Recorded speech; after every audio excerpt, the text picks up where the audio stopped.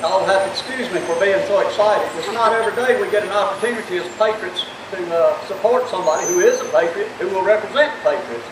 And with that said, General Boykin has a long, distinguished career in the Army. He's now a minister, as I understand. But there's something that he embodies, and he embodies the perfect picture of teamwork. Whereas he was one of the original founding members of our U.S. Army Delta Forces. So as he is part of that foundation, today he walks here to make himself a part of the foundation for Mark Harris for Congress. Ladies and gentlemen, I present Lieutenant General William Jerry Boykin.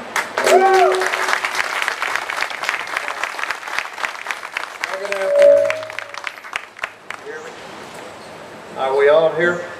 You hear me okay? How's my hair?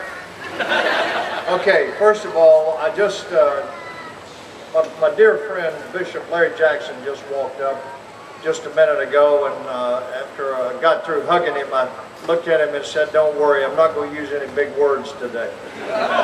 So, no, I love this man. You know, you may be one of those people that has said at some point in your life, because I have, the church needs to stay out of politics. Let me tell you what, American history does not comport with that notion. Because the reality is the church has been the dominant influence at periods of time in this country. The church and pastors, you know the story, and maybe you don't. So I'm going to tell you the story of a guy named John Peter Gabriel Muhlenberg, who was actually an Anglican pastor in Woodstock, Virginia.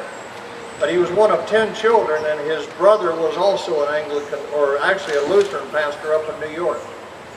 But when it came time to determine whether we were going to go to war to cast off the tyranny by the British Crown, John Peter Gabriel Muhlenberg walked in his church on Sunday morning, the 21st of January, 1776, and he preached a sermon from Ecclesiastes. There's a season for all things, but when he came to the end, Muhlenberg said, the Bible tells us there's a time to preach and a time to pray. Well, the time for me to preach has gone away. And he took off his uniform, his black robe, as was the tradition, the vestments of the pastors of the colonies. And he revealed the uniform of a colonel of the 8th Virginia Militia, and most of you may know that he went on to lead 330 men through the Revolutionary War and became a major general. But what you may not know is, before he did that, he went to his brother Frederick Muhlenberg up in New York, and he said, "We've got to join this revolution. We've got to lead our people in revolution against the tyranny of the Crown of England."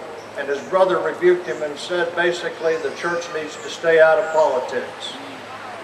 And he stood that position until the British came and burned his church in New York. And at that time, he did exactly what his brother had done. He joined the revolution, and he too, like his brother, became a general officer in the Revolutionary Army and led men through that revolution. And then both of these Muhlenberg brothers went into politics. Pastors, they walked away from their pulpits because God had led them. And if you look at the Declaration, or not the Declaration, but the United States Constitution, you'll see the name Frederick Muhlenberg. That's the brother that said the church needs to stay out of politics. Now let me tell you something. I'm with the Family Research Council.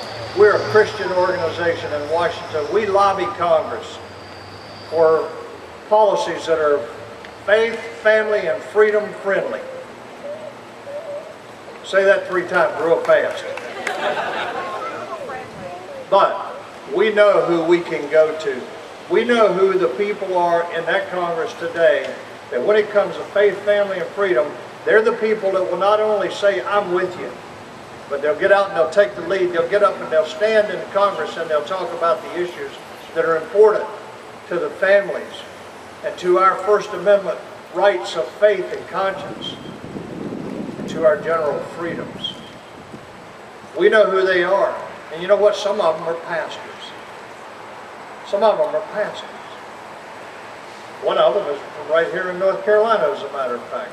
His name is Mark Walker. Good. And you got another one in Georgia named Jody Heiss, and you got others in the Congress. They are our most reliable people because they operate from a foundation of biblical principles. I know this man. We've worked with him. We've never gone to him and said, Pastor, we need help. We need help standing against this bill that would let boys go in girls' showers. He was always there. He always stepped forward. He said, I'll do it. And he took the lead. Here in North Carolina, he's worked with us, and I was telling somebody this morning down in Fayetteville, we have a pastors network, and Bishop Jackson and others are part of that pastors network at the Family Research Council. And we go around the country, and we have pastors conferences, and if we're lucky, we'll get 100 pastors. We asked him to host one time right here in Charlotte in his church. He filled the place up. He absolutely has a spirit of convocation. He can get people together. He actually is a leader. And that's what we need. We need people that are not going to say, brother, we're with you on this, but we got to be careful now because, you know, it's going to hurt our re-election.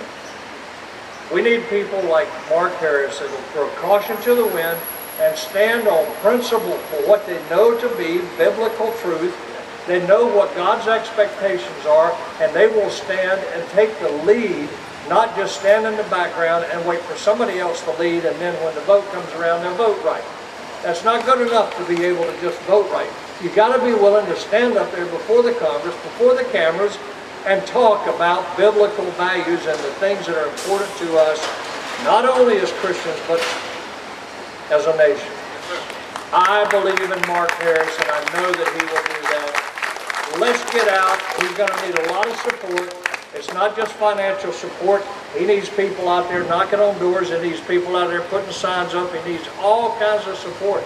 So if you say, well, I just don't have the money, that's okay. Get involved in this campaign. And somehow make yourself available to help with the campaign, to get the word out, to get name recognition, so that people think Mark Harris first when they think of this race.